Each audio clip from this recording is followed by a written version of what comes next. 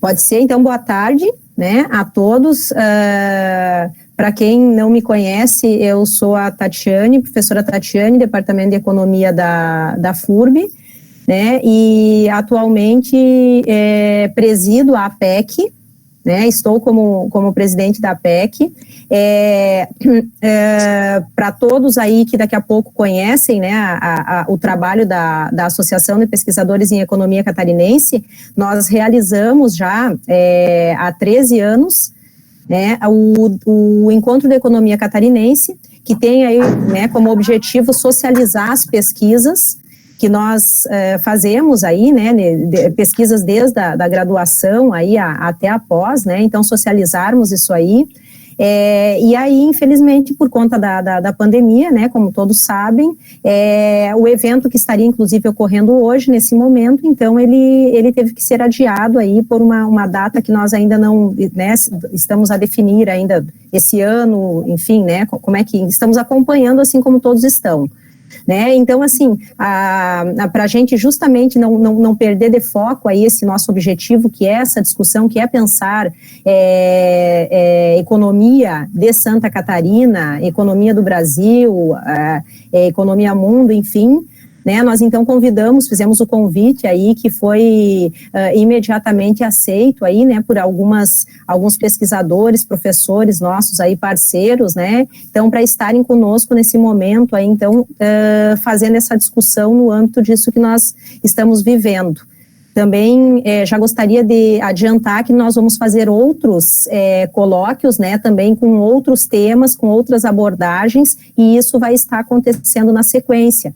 Então, esse deve ser o primeiro aí de outros que nós já estamos programando para realizar, tá? Então, e aí, claro que nós vamos estar informando todos, né? Então, eu gostaria de, em nome da APEC, agradecer aí a presença de todos, né, e do professor, em especial do professor Amal, professor Mohamed Amal, que aceitou o nosso convite, né, o professor Seabra e o professor Silvio, então, que vão fazer essa exposição hoje aí, para que a gente tenha a oportunidade de fazer uma discussão aí, então, no âmbito de Santa Catarina, Brasil, né, mundo, aí, a repercussão de tudo isso aí no território, ok? Então, tá, dito isso, então eu já vou iniciando aqui, vou apresentar rapidamente os professores, né, que estarão conosco aí fazendo suas exposições. O professor Mohamed Amal, professor de Economia Internacional e Negócios Internacionais, né, na graduação de Economia e pós-graduação em Administração pela FURB e pela Univale. Né? Professor Seabra, professor e pesquisador na área de Economia Internacional da UFSC, e o professor Silvio Cário, também professor do programa de pós-graduação em Economia e Administração, também da UFSC. Tá? Então, e agradecer também a presença de todos os pesquisadores, professores, alunos de graduação, pós-graduação que estão conosco aí. Então, a apresentação rápida aí, né, um currículo sucinto, obviamente, que é muito mais do que isso, mas enfim, né, e aí já abrimos agora como é que vai funcionar, né, o pessoal que está por aí.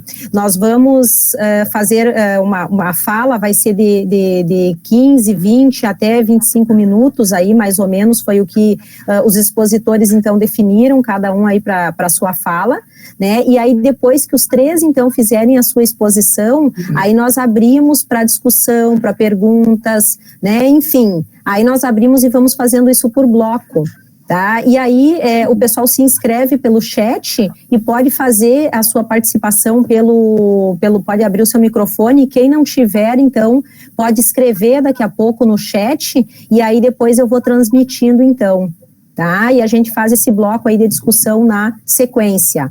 Tá bom, gente? Ok? Professor Amal está com a palavra, enquanto isso eu já vou abrindo aqui para ir projetando o que o senhor enviou agora. Então, muito obrigado, tá? Então, boa tarde a todos.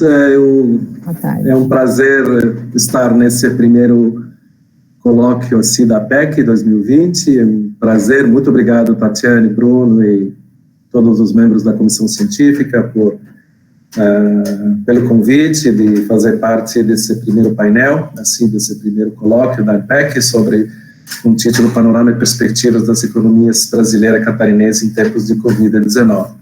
É um grande prazer estar com o Silvio e com o Fernando aqui. Vai ser um ótimo debate, assim. Assim como nós combinamos um pouco entre nós três, e eu não vou falar sobre o caso do Brasil, não vou falar sobre o caso de Santa Catarina, só a minha apresentação e mais, assim, eu vou tentar trazer a perspectiva global da pandemia, suas repercussões sobre a economia global, né? Próximo, por favor. Então, eu acho que alguns comentários antes de nós partirmos.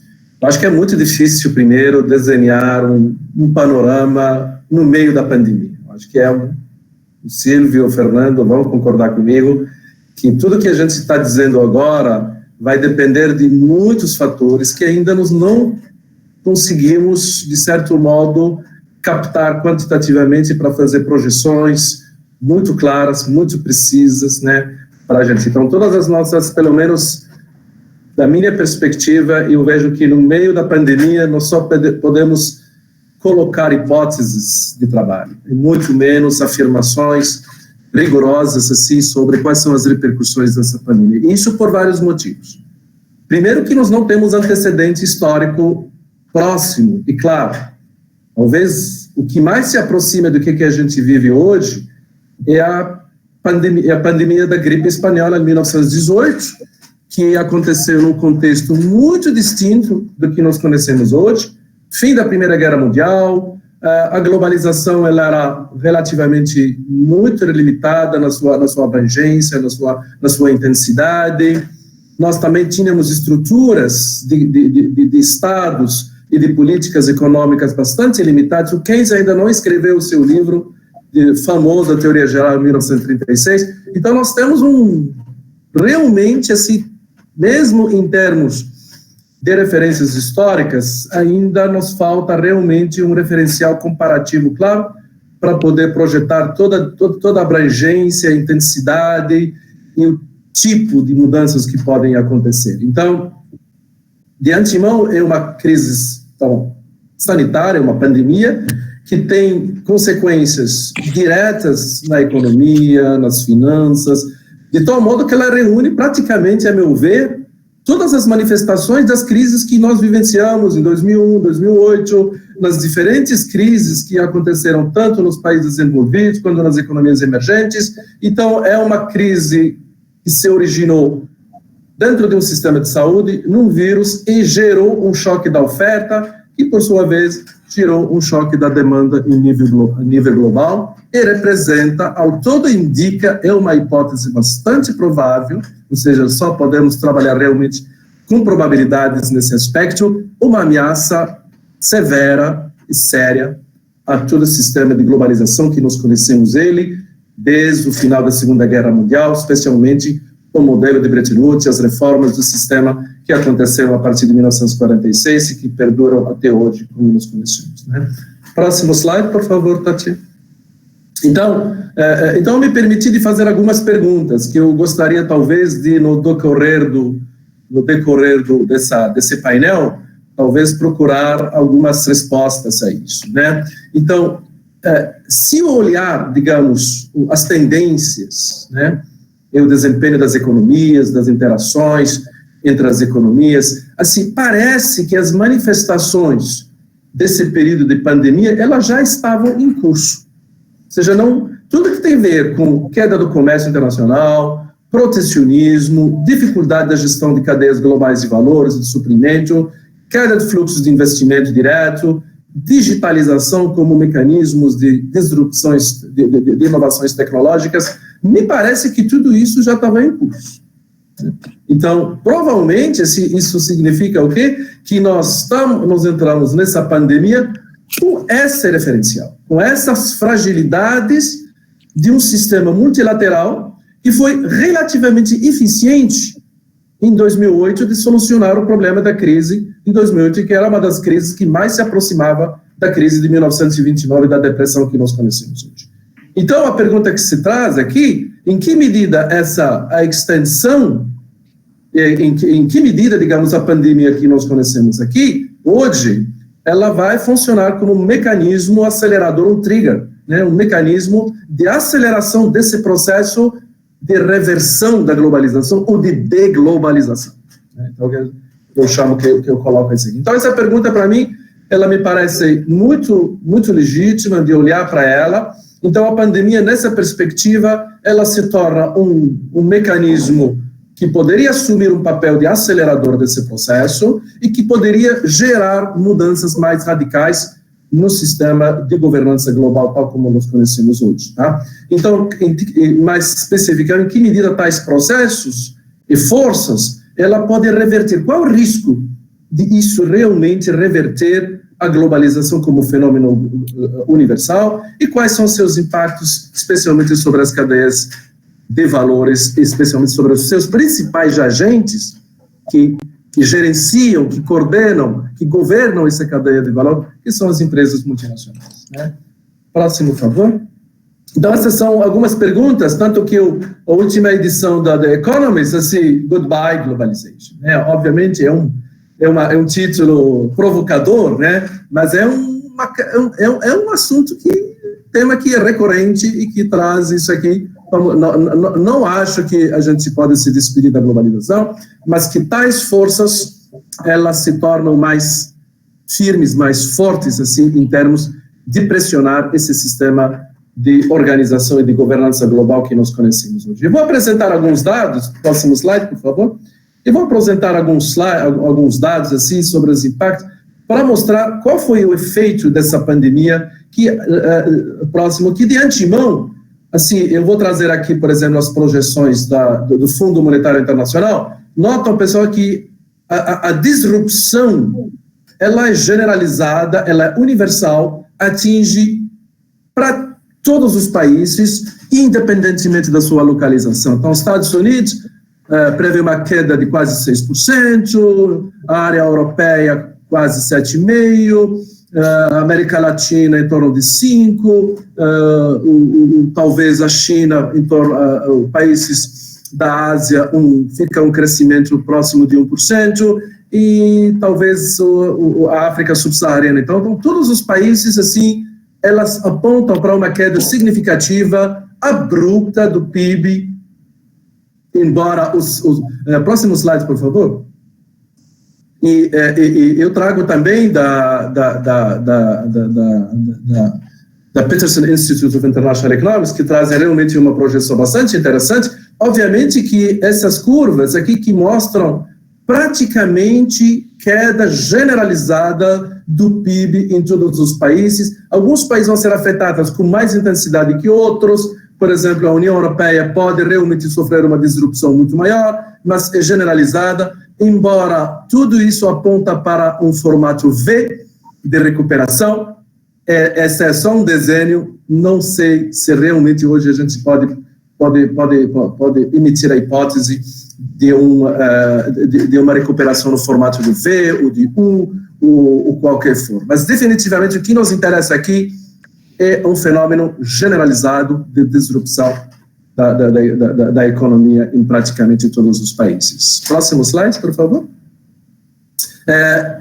Paralelamente a isso, acho que é uma maneira que os governos tentaram responder a esse choque, é um choque exógeno mesmo, assim que caracterizar, é o aumento do déficit público, que é uma maneira de salvar. Então, nós estamos falando de 5%, de 10%, então o déficit público hoje de 10% do PIB, como alocação de recurso para dar suporte para essa queda, para essa queda abrupta da economia. Muitos economistas estão falando que os Estados Unidos, no segundo trimestre, talvez registraria uma queda de 30% do PIB. Eu acho que é um número mágico dentro das suas circunstâncias, assim, o que significa que muitos países realmente relaxaram as regras de equilíbrio fiscal e criaram um orçamento de guerra justamente para enfrentar uma pandemia de... O déficit público é generalizado também para todos. Próximo slide, por favor. O próximo slide, ele consegue assim, obviamente, a consequência disso é o crescimento da dívida pública, né, que praticamente vai atingir patamares assim, que acima de 100% do PIB, em grande parte das economias desenvolvidas e na economia de desenvolvimento. Próximo slide. Então, são vários dados que eu estou querendo trazer muito rápido, mas o que chama a atenção dentro dessa estrutura de endividamento é que a China, ela assume o principal papel de credor global comparativamente a todos os demais grupos econômicos assim que caracterizam. Então, próximo slide. Algumas conclusões rápidas sobre esse primeiro bloco da minha intervenção. Primeiro, vamos falar de recessão ou depressão? É difícil prever, assim, difícil prever uma discussão teórica, se nós vamos ter um V torto, seja assim, mais inclinado um pouco, ou se um U prolongado, ou mesmo nós vamos chegar a uma depressão. É muito difícil. Eu acho que o fator, quanto mais nos demoramos, quanto mais... Então, nós estamos assim, se nós vamos na recessão, e seguramente, se nós vamos caminhar para uma depressão ou não, dependendo das questões, como que nós vamos controlar realmente a pandemia. Definitivamente o desemprego. Os Estados Unidos, em 2 meses, estão chegando a 30 milhões, nós estamos falando hoje de aproximadamente 15%, pode chegar a taxa de desemprego a 20%, então o desemprego se torna um novo fenômeno generalizado. Déficit fiscal, aumento da dívida dos governos e aumento da dívida corporativa, né? Que é um outro fator extremamente interessante, assim, nesse novo. Ou seja, o que se vislumbra realmente uma tendência à ampliação das situações de moratória, do default, em vários casos, de tal modo que nós vamos enfrentar esse processo de controle da pandemia com muita fragilidade macroeconômica. Então, eu acho que esse é só um próximo bloco, por favor, próximo slide. Para falar basicamente sobre as questões dos efeitos sobre a globalização, então tudo bem, pode passar mais para frente, Tatiane, né? Então, digamos, um dos pontos centrais, digamos, dentro das repercussões, dos impactos da pandemia, é que realmente é, de novo, se nós olhamos os gráficos da evolução do investimento estrangeiro direto, que é um dos principais vínculos assim, da internacionalização da produção e da globalização, nós vemos praticamente um declínio assim, contínuo dos fluxos de investimentos gerais, assim, nos fluxos totais de investimento. Esse declínio, ele é relativamente generalizado e ele começou não apenas com 2019, mas ele vem já de 2017, 2016, onde efetivamente vários autores, vários pesquisadores efetivamente marcam o primeiro momento do início da deglobalização, que é uma tendência que começa a aparecer com muita evidência e muita intensidade. Então, uma das primeiras manifestações desse processo de deglobalização é a queda. Próximo, por favor. Eu trouxe também o Trends Monitor, que é um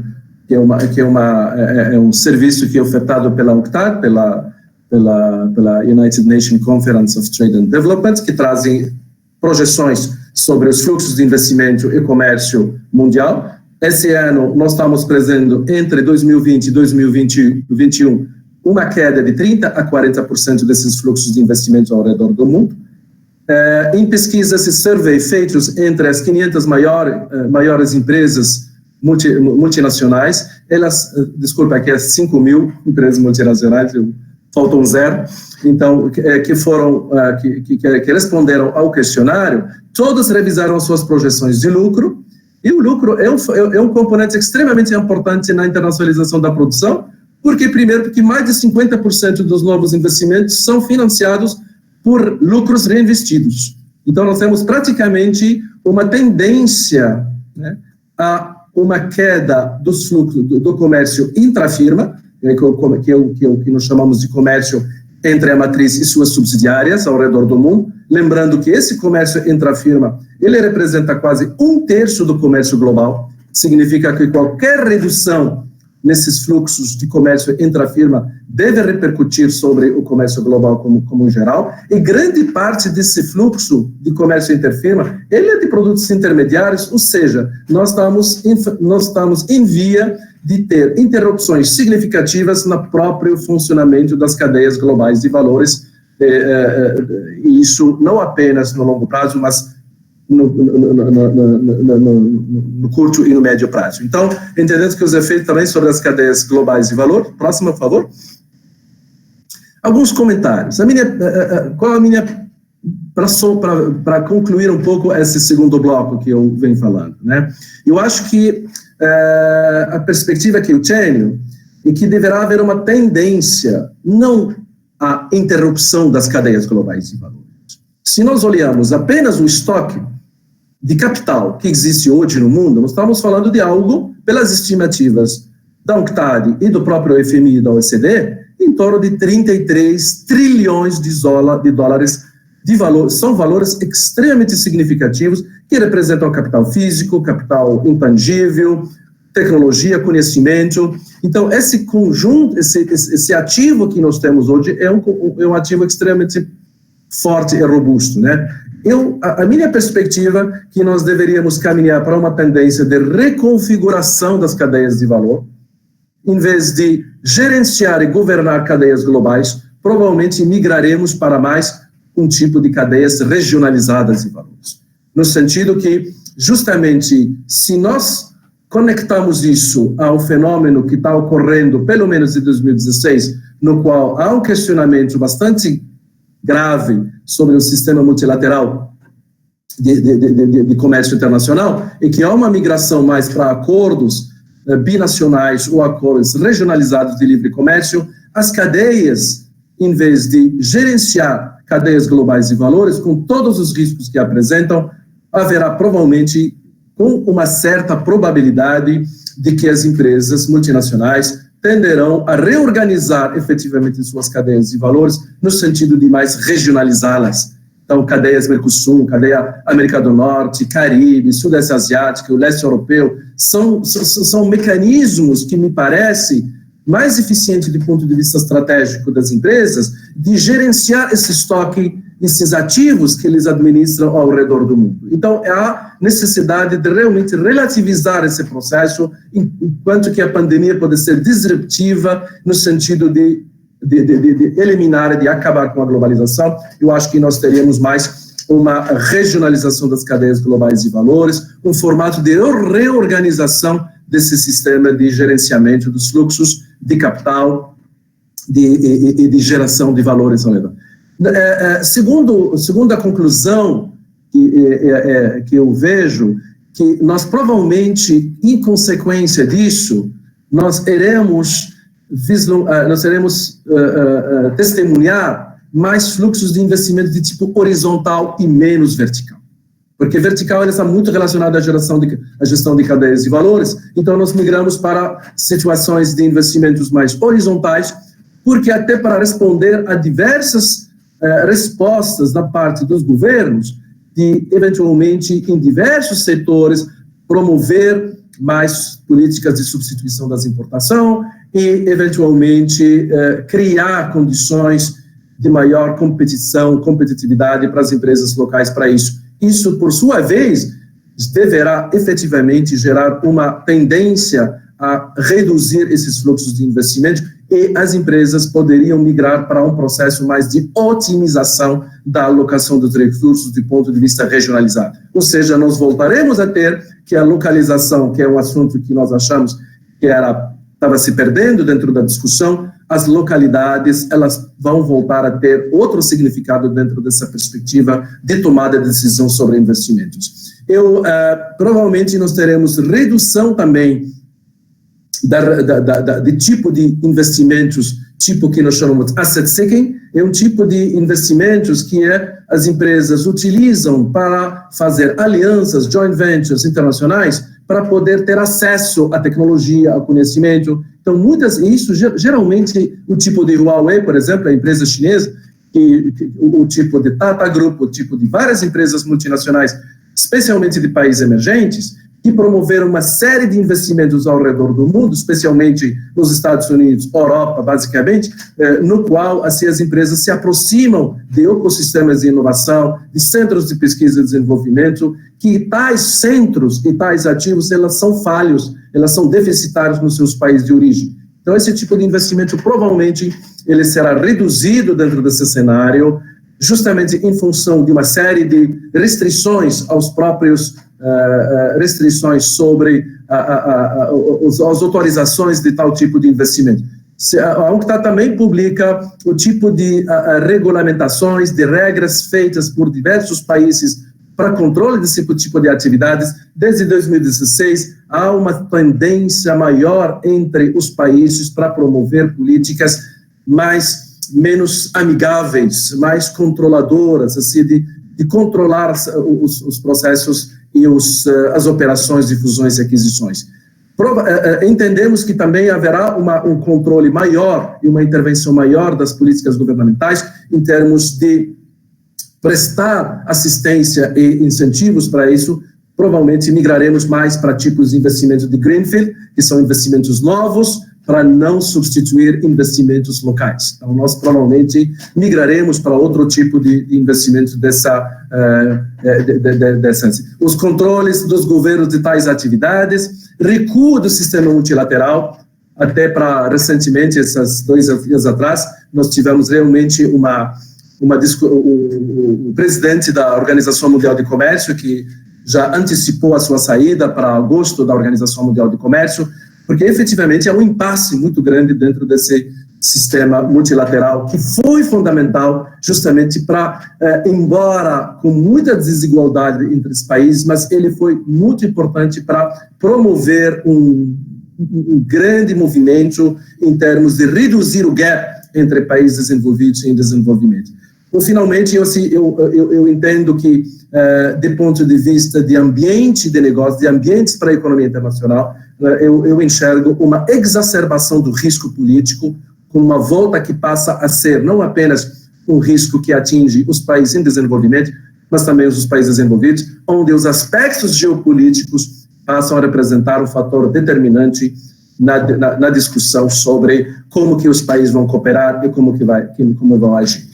Eu acho que essas são minhas conclusões, né? Eu vou parar por aqui para deixar o espaço para os meus colegas e depois nós podemos aprofundar diversas questões em função das manifestações das manifestações dos participantes do evento. Obrigado, pessoal, e obrigado pelos comentários assim, de apoio e de manifestações positivas.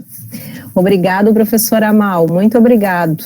Nossa, já foi aí, a gente já fica aqui coçando mas vamos seguir então com a fala do professor Fernando, né, e aí depois então fazemos o bloco de discussão. Muito obrigada por enquanto. Pedimos novamente, né, só para lembrar, para o pessoal manter aí os microfones fechados, então, e não interromper a fala aí dos expositores por enquanto, né, depois nós abrimos para perguntas e comentários. Obrigada. Professor Fernando está com a palavra, enquanto isso eu já vou abrindo aqui a sua apresentação.